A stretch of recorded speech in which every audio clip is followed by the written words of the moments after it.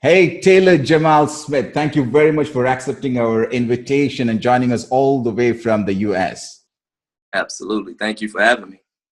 Thank you. And this is, I'll tell you, before we started, a very strange is Taylor, Jamal, and Smith.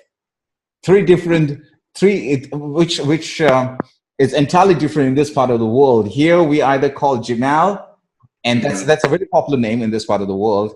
And then Smith and Taylor, for sure, it's coming from the western side. How did you get this name, which is Taylor Jamal Smith? Well, it was actually my mother's and my father's choice. My father actually had a different name in mind, but for some Mm-hmm. reason, what my mother wanted to speak with, and my middle name was kind of a compromise of what my father wanted and what Mm-hmm. my mother. And so, henceforth, they gave birth to me, and Tyler Jamal Smith is the name. Great. Jamal, you're just 27 years old. You're very active. And the best part is somebody recommended you to me saying that you got to interview this young gentleman. I said, okay, let me know his background. And when I went through your background, it was really amazing. Thank You you. are Thank inspiring today. You are motivating people today, but that was not the way that you were brought up. You were in a surrounding where completely there were only guns and shootouts and knives and stabs and fights and all those abusive languages. And it also you. ended up putting you behind the bar. You were also sentenced to a first degree murder. Take us to Yes. that. Take us to that level. Yeah, so that's pretty much how my upbringing was. To sum it up, all of my men are in prison. My grandfather is serving his second 20-year life sentence. My father is serving a 33-year sentence. My brother's serving a 15-year federal sentence. I got all of my uncles who have been in and out of prison. They've all been shot. Most of them addicted to drugs. Most of them in the streets. Some of them have shot people. And that was my upbringing. That's what we saw from the men's perspective. And their absence created a huge void and left a lot of young boys really out in the streets to try to, for the streets to raise us, basically. And Mm. so that was the path that we ended up following down subsequently due to the fact that we became products of our environment. We had limited belief systems at the time. And so Hmm. we couldn't see anything better for ourselves. We were just accustomed to the streets. We were Hmm. accustomed to drug dealing. We were Hmm. accustomed to violence. We were accustomed to gang banging and a whole bunch of nonsense, and we weren't being shown anything different. Hmm. So even men who popped in and out of the picture, like when my father got sentenced, there was another guy who stepped in, but he was only a better drug dealer. So he really wasn't showing me and my brother anything different, nor Hmm. introducing us to a better way of life. It was just a continual cycle, which is what you see in a lot of communities today. It's Yep. generational ignorance. So Hmm. uh, I look at what I went through and Hmm. how I got charges and how God found me in that hopeless place. When I was in that cell, I was spending 23 hours out of my 24-hour day in that cell. And I Hmm. was absolutely hopeless. There was nobody that helped me. The cell didn't come with a Bible. It Hmm. didn't come with a preacher. It came with a toilet, a Yeah. stiff bed frame, and a sink. And I had myself and my thoughts, also while dealing with what I had just witnessed only hours earlier. And so it was a moment of change. It was a moment of hopelessness, but that's when I was given an opportunity to change my life, an opportunity to have my freedom back, Hmm. and a choice I had to make. And so when I speak of having faith over fear, this is one of those things that I can go back to, is when I had to make the decision to Hmm. believe, or else I was going to succumb to the wounds of life. Despite being incarcerated, despite having a first degree murder and attempted armed robbery charges looming over my head, it was like having a noose around your neck, and you're just afraid that one day it might get pulled, but nevertheless, you had to continue to have faith. And my entire story behind that persists of having faith despite the obstacles that get thrown at you in life. And I Hmm. use to help people. I use that to have people understand that no matter what you are going through in life, it is not designed to break you. I Hmm. want people to, and they really do have greatness inside, Oh but you yeah. have to be cognizant of that. And that's where we have a lot of issues. That's why we have limited belief systems. That's why we have mental strongholds of all sorts. And so I not only talk to people who deal with mass incarceration in the streets and jails, because there's more than one type of prison that you can be in. Hmm. And Hmm. who are in spiritual prisons. You have people who are in mental and emotional prisons. And at the end of the day, it comes down to the core values, the core concepts of having faith, being able to persevere, being able to against all odds. You have to know deep inside who you are, know your worth. You are more than a conqueror. Know that you can do all things that you put your mind to. And so it's really just being cognizant of that and having the courage to use those to stand on God's truth and to be faithful. And so I'm just thankful, you know, every day. There's so many things that I've been through. I've been on multiple battlefronts, from the streets all the way to overseas in Afghanistan, and actual during my time with the U.S. Army. And so I've seen all different things at play, and I'm just thankful for what God has exposed me to. And I just want to use all of my experiences and all the life lessons that I've been taught and all the things that I've been through, kind of to just help people avoid those traps, help people avoid shortcuts, because a shortcut is only going to take you longer to get to your destination. And I really just be an example. I really want to walk the walk instead of talk the talk. So I'm just thankful every day. Every day is an opportunity, and every day is a blessing in itself. Jamal, at the age of 15, you were behind the bars and you were sentenced for first-degree murder. You come out of the jail, then you join the military force, and then you represent United States of America, and you go to Afghanistan and many other countries. You became a paratrooper. Yes. And that completely changed your life. Today, Absolutely. you're known in the United States as a most motivational speaker, because with your limitation, you speak to the people, and then you exchange your experience that you have gone through. Yes, absolutely. What is that you would like to share with us? Because there are a lot of people, just like what you mentioned, there are people who are in the physical prison, and there are people who are in the mental prison. They don't know, they limit everything. They limit everything, and they feel and they find themselves behind the bars, though they are mentally behind the bars and not physically behind the bars. What was the strength that you gained from the prison that broke through, or there was a breakthrough that happened? So what was that courage? What was the courage, and what was the lesson that you learned and that made you so strong that you broke through that prison cage to become free, what you're doing today? Absolutely. So I would say faith is definitely that thing. I'm going to share with you a part of my book that I plan on publishing here soon. But this was defining moments during the time that I was locked away. It was one of the defining moments where I really had to have faith over fear. And so when I first got locked away, I always knew who God was. I knew of him. I didn't really know him, nor did I have a relationship with him, because I was wanting to live my own way. But I knew who he was thanks to the women in my life. They always kept me in church. Nevertheless, when I got inside that cell and I was doing 23-hour lockdown, I had nobody I could call on. The cell didn't come with a Bible. It didn't come with anything. And so it was me alone. And so I decided to call on God. I decided to pray. And I would pray a specific prayer by number, because I realized that numbers have significance. So the number 7 means complete. And so I would pray this specific prayer 7 times in a row. Lord, I pray that I am completely innocent and free of charge, and that my brother doesn't spend the rest of his life in prison. And I would repeat that 7 times in a row before saying, in Jesus' name, amen. And so I would continue to do that over and over. And slowly, as time went to pass, God began to show himself, and things were starting to happen in my favor. I came out of being on 23-hour lockdown. I was able to be around others. I was able to go to school, do the simple things. You know, I was able to go outside on the yard. And I had that opportunity now. And so I'm just thankful, and I'm continuing to see God. I'm reading the Bible. I'm growing in my knowledge of him. And so I'm holding on to the promise he had made me, like I referred to earlier, where he told me he'd give me my freedom back if I accepted his offer to change my life and give my life to him for the better.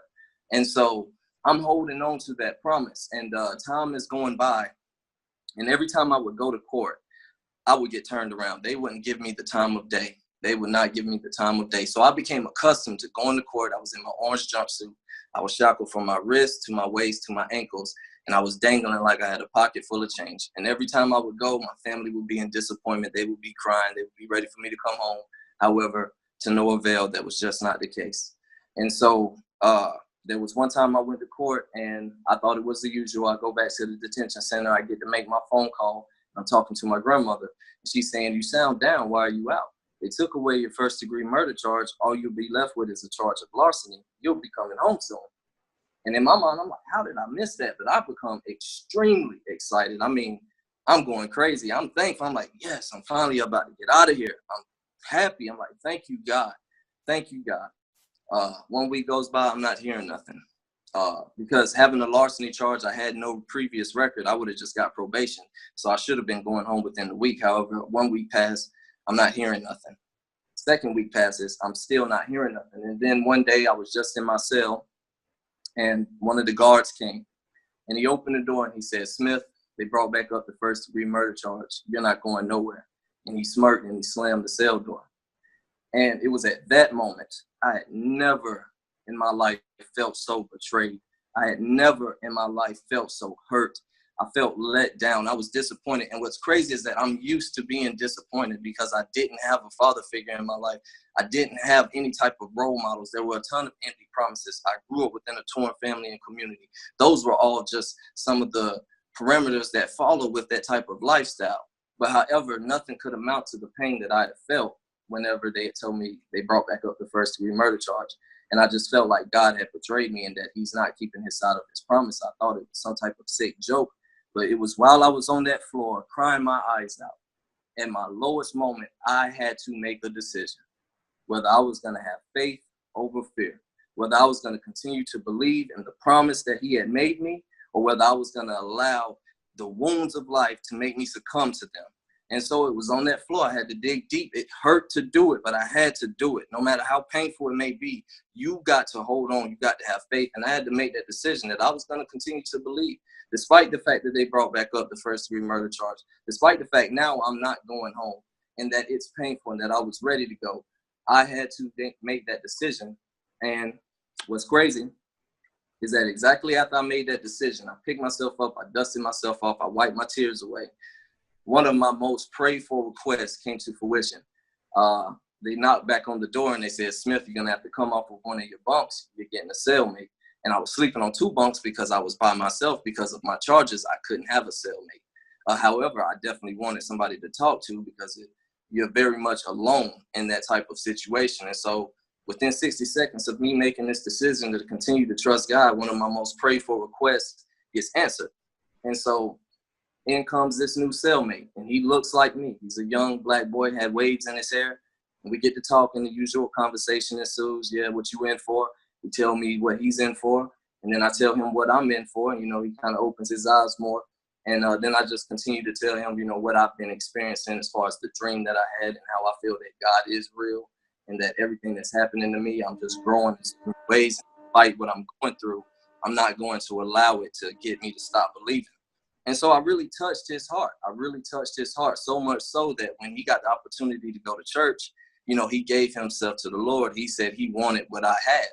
And so it was actually the very first person that I led, which was one of the things that God had desired for me from the dream. And so after doing that, it really dawned on me because we began to exchange our names. We had this whole conversation without exchanging our names. And he told me his name was Joshua. And I was like, okay. I was like, what's your last name? He was like, Smith. I was like, And then I had thought back, I had a flashback, and I have a relative, the one whose place I'm actually at now. Me and him, when we were kids, we used to have imaginary friends. Mm-hmm. And he can approve of this, and I'm not making this up whatsoever, but we used to have imaginary friends. And lo and behold, my imaginary friend name was Joshua Smith. And so when he told me that clicked, and I was like, that's really strange. And I was like, what's your middle name? And he told me it was Antonio, and my brother's name is Antoine. And then to me, it was just too much God written all over it for it to be coincidence in the way that all played out. And so what really changed everything was when it dawned on me that the reason why that first-degree murder charge was brought back up, because that is not what God had promised me. If you remember in the beginning, I would pray to be completely innocent and free of charge. So if God had allowed me to leave that detention center with a lesser charge of larceny, that would mean he's a lie. And that's something that I can testify towards, is that God does not lie and that he is faithful. And so the reason why it was brought back up was because God is completely faithful in what he says he's going to do. So I was going to have to come out of there completely innocent and free of charge. And so it blew my mind that what happened was that God was testing me to see whether I would give up the first time a trial or tribulation hit me. And a lot of people, you are faced with trials and tribulations in your life. And I just want to let you know, it is not designed to break you. You have everything you need already inside you. Everything you have been through, everything that has happened to you in your life was for a reason. It was necessary because it adds to your character and it prepares you for where you are headed in life. And so when you change your perspective and you're cognizant of these things, you learn to enjoy everything that you're going through. You learn to dance in the rain despite the storms that's in your life. You learn to see every day as an opportunity and to be thankful for that and to make the most of it, because your dreams matter, your goals and aspirations matter, but it's up to you to make those a reality. So you have to be able to overcome whatever life throws at you, because you can. Wow, that's a very strong story that you have, Jamal. Thank you. Jamal, now tell me, how was your life in the military and the parachuter and the paratrooper, what we call as? How did you find that? Now, you were in the prison where you were in the dark, and while you're jumping out of the aircraft, you had the full freedom. Am I right? Like a bird or like an eagle. It's two different extremes you are talking about here. The person in the dark and the person with full of freedom, flying like a pigeon, flying like an eagle. Yes, absolutely. I think it just goes towards the type of character that I have. I love adrenaline in a way. With that, I am afraid of heights. However, I just like to conquer whatever's in front of me. So I deal with it. And so the military wasn't a hard decision for me because those were things that I loved. I loved shooting guns. I loved everything about that. I loved being able to get a good adrenaline rush. I never thought I'd be jumping out of planes, but that's what I decided to do. And so, you know, it was absolutely exhilarating. It was a great experience. There were so many great things, so many great experiences that I've taken away from being in the military, doing 7 years, so many great people that I've met, so many great leaders. And there's a ton of pros and there's a ton of cons. There's also things that weren't so great, but all of that is combined together just to build your character. And so I'm thankful for everything that the military has taught me and everything that I went through while I was in the military. And I just use these things. I use what I went through at the age of 15 and being in the streets and overcoming the first-degree murder. I use what I went through in the military, being overseas, being in a war zone, dealing with PTSD, being diagnosed with depression disorder. All of these things, you know, as a result, but nevertheless, that's not my identity. That's not who I am. That's just something I went through. And being cognizant of these things, I know that it was only necessary and it was designed better. So now you see a much more grateful and a much more thankful me. And I'm just absolutely excited about what the future holds, because I'm just going to use everything that I've learned and everything that I've endured during these times in my life as fuel towards me getting to my goals. There is one story I want to share with you. It's kind of crazy, the irony of it, but my father's job in prison is making the uniforms that I use to work out in while in the Army. Wow. And so, and is he still in the is he still in the prison? He is. And what about your grandfather? Is he still in the prison? Yes, they all are. I am the only man who's going out and making this happen. And I'm just, I'm walking my calling now. I'm really owning up to it. I understand that I am the chosen one from my family to go out and I understand that what God has put me through was for a reason, and that it's not even about myself. And so I thank God for changing my heart, because I'm not self-centered and I'm not concerned about it being about myself, but I'm really concerned about getting out here in the world and making a huge impact. I'm really concerned about completely eradicating those limited belief systems and tearing down the mental strongholds that plague our communities, that plague our families, that plague our loved ones. And this is for everybody. I am not talking to one genre of people. I'm talking about everybody, because we all go through. And so it's all a matter of changing that perspective. It's all a matter of just owning up to being the best version of yourself, because you have what it takes. Yep. Absolutely. That's a very strong story that you have. Ladies and gentlemen, Jamal Smith.